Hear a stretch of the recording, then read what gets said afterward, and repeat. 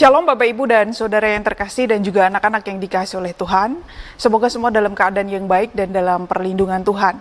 Mengawali renungan pada hari ini saya ingin menceritakan sebuah kisah yang dituliskan oleh Pendeta Eka Dharma Putra dalam bukunya yang berjudul Dengan Mata Menatap ke Yesus. Jadi pada buku itu Pendeta Eka Dharma Putra mengingatkan kepada orang Kristen bahwa orang Kristen itu hidupnya jangan seperti ayam potong. Bapak Ibu tentu tahu nggih apa itu ayam potong. Ayam potong itu kan kelihatannya saja dia dimanja. Hidupnya dibikin enak, cuma makan dan tidur, badannya dibikin gemuk, tidak perlu kerja keras, hidupnya santai. Sehingga kemudian Pendeta Eka mengatakan bahwa banyak orang Kristen itu ingin hidup seperti ayam potong yang tidak mengalami kesusahan, yang nggak susah, nggak berat, dan nggak mengalami pergumulan hidup gitulah kurang lebih. Dan begitulah rupanya iblis memperlakukan manusia, yaitu iblis memperlakukan manusia itu seperti ayam potong, dimanja, dibikin senang, kemudian ujung-ujungnya adalah seret, mati. Tetapi Yesus beda. Yesus berbeda, Tuhan berbeda. Tuhan memperlakukan manusia itu seperti ayam sabung. Tuhan memperlakukan manusia seperti ayam sabung artinya keras, disiplin, ketat, berat, dan susah. Tetapi pada akhirnya adalah jelas, akhirnya adalah kemenangan dan kejayaan. Pertanyaannya kemudian dalam buku Pendeta Eka adalah, saudara mau pilih yang mana?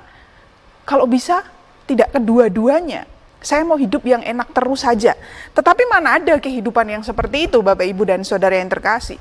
Lawang Yesus saja, dia harus hidup dengan memikul salib dan menyusuri jalan derita.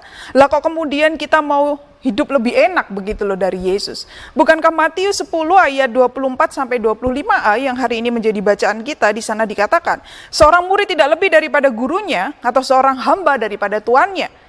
Cukuplah bagi seorang murid jika ia menjadi sama seperti gurunya.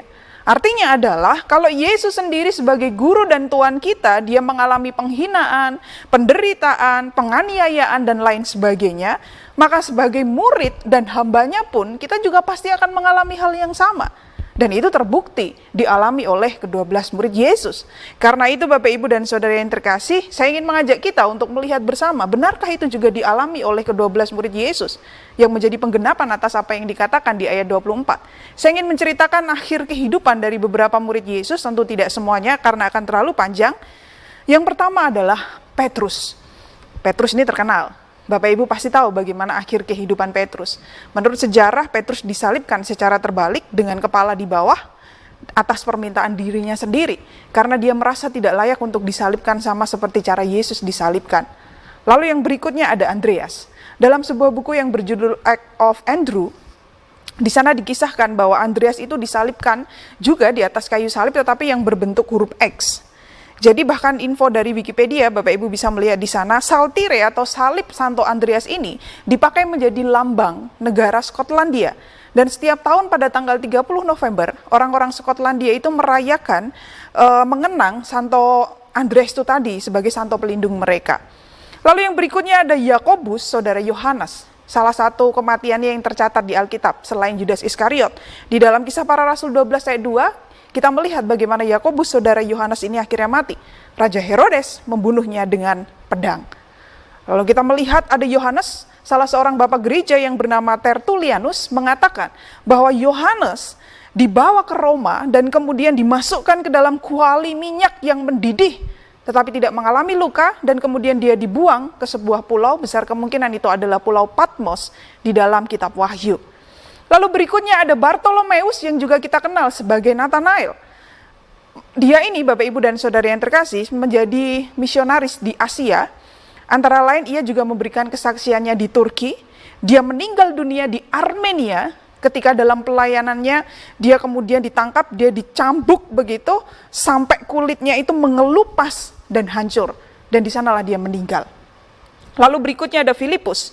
Dalam buku yang berjudul Acts of Philip, kita juga mengetahui bahwa Filipus ini juga berpelayanan sampai ke Hierapolis yang sekarang masuk ke wilayah Turki. Jadi di sana dia berpelayanan sampai akhirnya istri dari wali kota Hierapolis itu, Bapak Ibu dan Saudara yang terkasih, dia bertobat dan menjadi seorang Kristen. Tapi rupanya suaminya marah sehingga kemudian si Filipus ini ditangkap dan dia kemudian dihukum dan ya akhirnya dia kemudian mati. Dengan cara juga disalib dengan terbalik Bahkan juga ada sejarah yang mengatakan bahwa kepalanya juga dipenggal. Tapi ini belum bisa diteliti lagi nggih. Nah, Bapak Ibu dan Saudara yang terkasih, tadi itu adalah beberapa hal yang menjadi contoh bahwa di ayat 24 sudah dikatakan bahwa ya namanya murid itu ya nggak akan lebih dari gurunya. Kalau gurunya mengalami ini, ya muridnya juga akan mengalami itu. Dan itu terjadi kepada kehidupan para 12 murid itu tadi. Jadi kehidupan mereka itu bukan ayam potong, Bapak Ibu, yang serba enak, dimanja, kemudian dibikin gemuk begitu. Mereka ini adalah ayam-ayam sabung begitu loh, yang hidupnya keras, hidupnya berat, dan hidupnya susah. Bapak Ibu dan Saudara yang terkasih, tahukah apa yang kemudian terlintas dalam benak saya ketika membaca banyak literatur sejarah mengenai kehidupan murid-murid Yesus ini? Sebenarnya klise nggak Bapak Ibu, tetapi jujur saya merasa malu. Bukan saya mau memperbandingkan karena konteks zamannya sudah berbeda. Tetapi kalau saya rasakan, saya yakin banyak juga yang mengalami ini selain diri saya sendiri. Nggih. Saudara pasti pernah merasa terluka kan dalam pelayanan, entah karena ucapan orang lain atau hal yang lain, atau mungkin melukai orang lain. Saya rasa semua pasti pernah mengalaminya. Lalu seberapa banyak yang meresponnya dengan memutuskan untuk sudahlah saya tidak usah berpelayanan. Sudahlah saya pindah kerja saja. Sudahlah saya tidak usah berelasi lagi dengan dia lah, nggak ada ruginya juga kan. Saya tidak tahu. Atau yang lebih sederhana lagi deh, pernahkah karena gerimis, karena malas, karena ngantuk, karena capek, jadi agak ogah-ogahan gitu loh mau pergi ke kegiatan ke gereja, malas pede, tidak berangkat PA, sarasehan, saya juga tidak tahu. Tapi silahkan saudara ingat-ingat lagi, apakah kita ini ayam potong atau ayam sabung? Bapak Ibu dan Saudara yang terkasih, kematian yang tadi saya sampaikan, kematian para murid, penderitaan mereka di awal tadi yang saya sampaikan, yang tragis itu, agaknya adalah sebuah konsekuensi logis yang harus mereka terima ketika mereka melakukan apa yang diucapkan oleh Yesus pada Matius 10 ayat 27. Apa yang kukatakan kepadamu dalam gelap, katakanlah itu dalam terang. Dan apa yang dibisikkan ke telingamu, beritakanlah itu dari atas atap rumah. Mari kita perhatikan frase katakanlah itu dalam terang, beritakanlah itu dari atap rumah. Saudaraku, pada saat itu atap rumah pada konteks masyarakat Israel kuno, jadi punya banyak sekali manfaatnya. Contohnya nggih, bisa juga dipakai untuk tempat untuk tidur, untuk menyimpan gandum, buah-buahan, untuk kemudian bisa juga untuk berkumpul pada saat ada kegemparan, juga bisa dipakai untuk lari daripada bahaya, tempat untuk mengumumkan sesuatu kepada masyarakat. Sehingga dalam konteks kehidupan masyarakat saat itu, frase katakanlah dalam terang dan beritakanlah itu dari atap rumah, itu menunjukkan bahwa murid-murid pada saat itu harus memberitakan Injil kepada umum. Dan ini bukan dalam artian setelah ibadah nanti Bapak Ibu terus naik ke atas rumah panjenengan sami dan kemudian menceritakan tentang kebaikan Tuhan. Ya tidak begitu juga, karena fungsi atap pada saat itu dengan fungsi atap pada kehidupan kita memang berbeda. Tapi intinya sama, intinya adalah jadilah pengikutnya dan beritakanlah itu kepada orang-orang lain yang belum mengenal Kristus. Ayat mengenai keharusan untuk mengatakan dan memberitahukan pada umum ini yang di ayat 27 tadi, kemudian diikuti ayat 28. Dan janganlah kamu takut kepada mereka yang dapat membunuh tubuh, tetapi yang tidak berkuasa membunuh jiwa. Takutlah terutama kepada Dia yang berkuasa membinasakan baik jiwa maupun tubuh di dalam neraka. Maksudnya begini Bapak Ibu dan Saudara yang terkasih. Yesus jelas tahu bahwa resiko melakukan perintah di ayat 27 adalah kematian dan pembunuhan. Bahkan kalau kita lihat pada bacaan yang pertama hari ini, Yeremia pun juga berkeluh kesah kok akibat tekanan yang dia alami. Dia juga mengalami sesuatu yang berat, dia diolok-olok, dia dihina, dia dicerca dan lain sebagainya. Ada resiko-resiko yang seperti itu dan ada juga resiko kematian. Jadi ya ketika kita melakukan apa yang diperintahkan oleh Yesus pada ayat 27 tadi, ya memang ada resikonya. Dan Yesus tahu persis, dibunuh, dijauhi, dicemooh, dan lain sebagainya. Sehingga kemudian di ayat 28, Yesus juga berkata kan, seperti yang sudah saya sampaikan tadi, janganlah takut kepada mereka yang dapat membunuh tubuh, tapi takutlah kepada Dia yang berkuasa membinasakan baik jiwa maupun tubuh di dalam neraka. Saudaraku, dalam rangka memahami ayat 28 ini, keterkaitannya dengan ayat 27 tadi, saya membaca sebuah literatur mengenai seseorang yang bernama Polikarpus. Polikarpus adalah seorang uskup dari gereja Smyrna. Beberapa catatan sejarah mengatakan bahwa kemungkinan besar dia adalah murid dari Yohanes. Pada saat itu banyak sekali orang-orang Kristen yang ditangkap dan kemudian dibunuh. Sehingga prajurit-prajurit Roma atau pemerintahan Romawi pada saat itu juga berharap bahwa pemimpinnya pun juga akhirnya bisa ditangkap dan juga bisa dibunuh. Sampai pada saat itu Bapak Ibu dan Saudara yang terkasih, Polikarpus ini dicari begitu kemana-mana, sampai prajurit Roma itu menangkap orang-orang yang sedang bekerja di ladang dan ditanyai di mana Polikarpus berada. Singkat cerita, Polikarpus ini akhirnya tertangkap memang. Dia adalah seorang Kristen yang sangat taat. Dia ditangkap dan di dalam perjalanannya untuk kembali ke Smyrna ini Bapak Ibu, kepala prajurit dari pasukan Romawi ini berkata kepada siapa Polikarpus itu tadi, apa salahnya sih menyebut kaisar itu sebagai Tuhan dan kemudian kamu mempersembahkan korban bakaran? Dengan tenang Polikarpus mengatakan dia tidak akan melakukannya. Gubernur Romawi yang mengadilinya pun juga sebenarnya berusaha untuk mencarikan jalan keluar untuk membebaskan uskup tua itu tadi, si Polikarpus tadi. Dia berkata, hormatilah usiamu Pak Tua, si gubernur Romawi ya Bapak Ibu. Ubahlah pendirianmu.